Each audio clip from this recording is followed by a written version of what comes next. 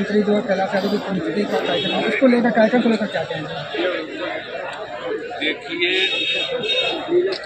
माननीय कैलाश यादव जी जमीन के जुड़े नेता थे।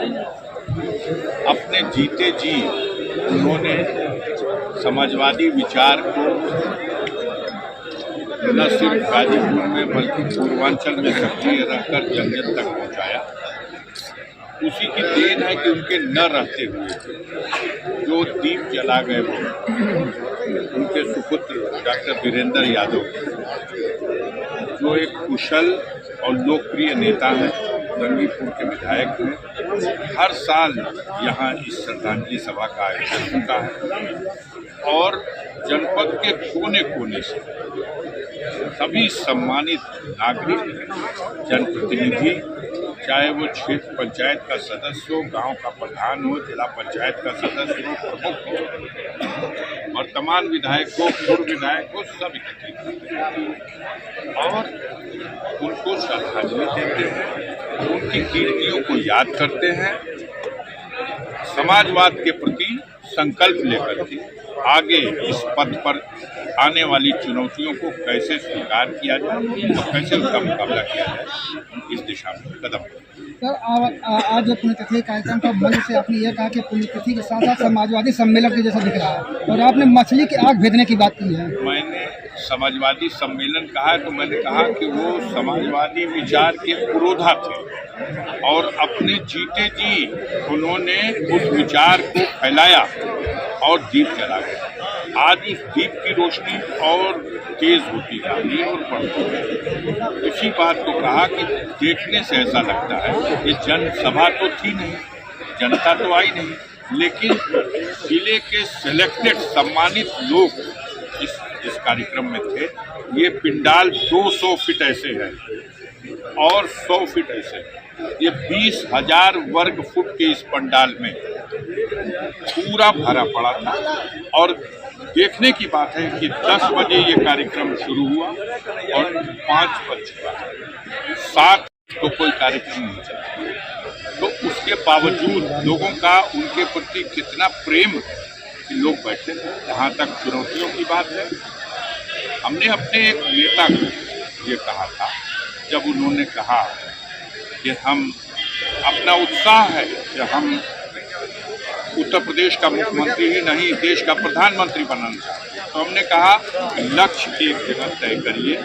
इस समय उत्तर प्रदेश का चुनाव हो रहा है, हमको उत्तर प्रदेश में समाजवादी विचारधारा की पार्टी को, इस समाजवादी पार्टी को यहाँ सत्ता में लाना है और उसके नेता माननीय अखिलेश यादव जी को। सर, पीडीए जिस तरह से बहुत तेजी से कार्यक्रम चल रहा है, तो पीडीए मजबूत कितना होगा?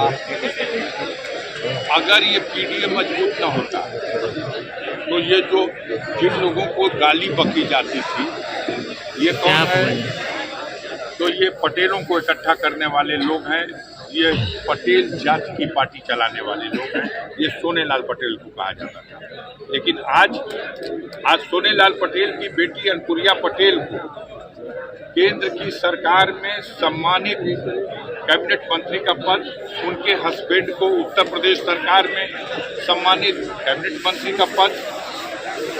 कहा जाता था संजय निषाद को ये जातवादी नेता है और संजय निषाद को आओ भैया हमारी सरकार में कैबिनेट मंत्री बन जाओ, अपने बेटे को पार्लियामेंट का चुनाव लड़ाओ। ओम प्रकाश राजभर को, जिनको कहा जाता था ये एक जात का नेता, उस ओम प्रकाश राजभर को आओ भैया ओम प्रकाश राजभर जी आप कैबिनेट मंत्री बन जाओ उत्तर प्रदेश सरकार में, अपने बेटे को टिकट ले लो, पार्लियामेंट का इलेक्शन लड़ा लो।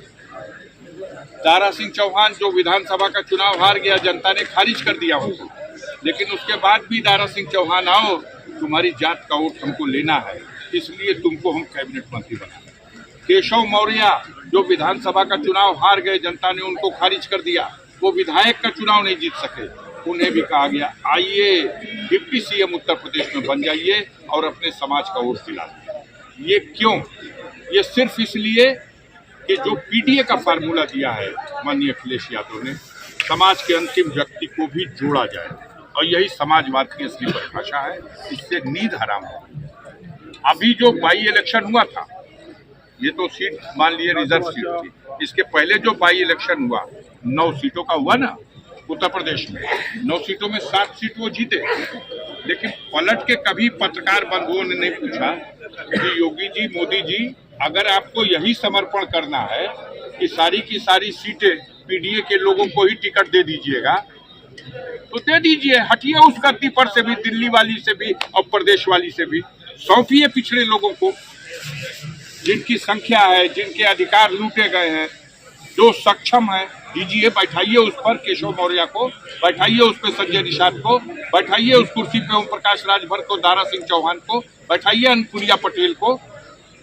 तो असली तो बात यह है कि इनको फंसाए रहो, इनके बदले इनके समाज का वोट लो और हर बार कहो कि रिजर्वेशन देंगे, रिजर्वेशन देना तो दूर, नौकरी ही खत्म कर देंगे। सर, जिस तरह से अयोध्या में दलित बेटी के साथ हुआ है, पीडीए का नारा लेके आप चल रहे हैं और अवधेश प्रसाद जी गुहार कर रहे हैं, फिर भी विपक्ष सुनने को तैयार नहीं, तो मजबूती सत्ता भी बेटी के साथ इस राज में जो कहते हैं कि कानून का राज है, सबसे ज्यादा बेटियों की आबरू लूटने की घटनाएं हुई आपके जनपद में हुई हैं। कितनी घटनाएं होती, हत्या, बलात्कार, कानून व्यवस्था बिल्कुल पटरी पे आ चुकी है। लूट ही लूट है, बेईमानी ही बेईमानी है, अंधेर ही अंधेर है। और उसके बाद भी हमारे मीडिया के लोग यही चलाएंगे कि कानून का राज है। तो चलाइए कानून का राज, जनता समय आने पर उसका फैसला करेगी। साफ जाहिर हो चुका है, राष्ट्रीय नेतृत्व के लोगों ने बयान दे दिया। माननीय राहुल गांधी का बयान आ चुका है, आप देख लीजिए, और भी पार्टियों का। जो एक फार्मूला दिया था योगी आदित्यनाथ, उत्तर प्रदेश के मुख्यमंत्री माननीय योगी आदित्यनाथ ने, तो वो दूसरे परिवेश में दिया था। लेकिन उस नारे को अगर विपक्षी दल के बड़े नेता चरितार्थ कर ले तो उससे भला होगा। उन्होंने कहा था बटोगे तो कटोगे।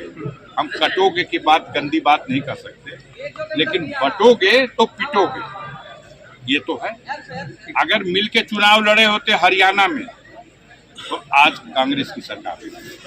अगर मिल के चुनाव लड़े होते दिल्ली में तो आज दिल्ली में केजरीवाल की सरकार। और अगर बेईमानी न किया होता चुनाव आयोग ने, 5 महीने में 40 लाख वोट बढ़ता है, 5 महीने में महाराष्ट्र में 40 लाख वोट बढ़ा दिया गया। पूरे महाराष्ट्र की जनगणना में जितनी आबादी है उससे ज्यादा मतदाता हो गए। इस सवाल का कोई जवाब है? कोई जवाब नहीं। फर्जी वोटर लिस्ट, फर्जी नाम डाले जा रहे हैं, मतदाताओं को मतदान केंद्रों पर जाने से रोका जा रहा। सरकारी अधिकारी कर्मचारी जो शांति व्यवस्था और निष्पक्ष चुनाव कराने की ड्यूटी करना चाहिए, यह लोग खुदे पार्टी के कार्यकर्ता बनकर के चुनाव में पक्षपात कर रहे हैं। ऐसी स्थिति में इक्का दुक्का सीटों पर ऐसा रिजल्ट आएगा, लेकिन इससे हम सबक लेंगे और आने वाले दिनों में 2027 की उस बड़ी चुनौती को इनको एहसास करा देंगे। इनकी अपनी आइडियोलॉजी टोटल देश ने विफल कर दी है। हम विश्व गुरु हैं और अमेरिका ने क्या हशर कर दिया विश्व गुरु का। हमारे नागरिकों को, भारत के नागरिकों को हाथ में हथकड़ी, पैर में बेड़ी, कमर में रस्सी बांध के भेज दी। हम विश्व गुरु हैं और भारत का पासपोर्ट 85वें नंबर पे, 85 नंबर पे चला गया। हम विश्व गुरु हैं, भारत की मुद्रा रुपया 86 रुपया डॉलर हो गया।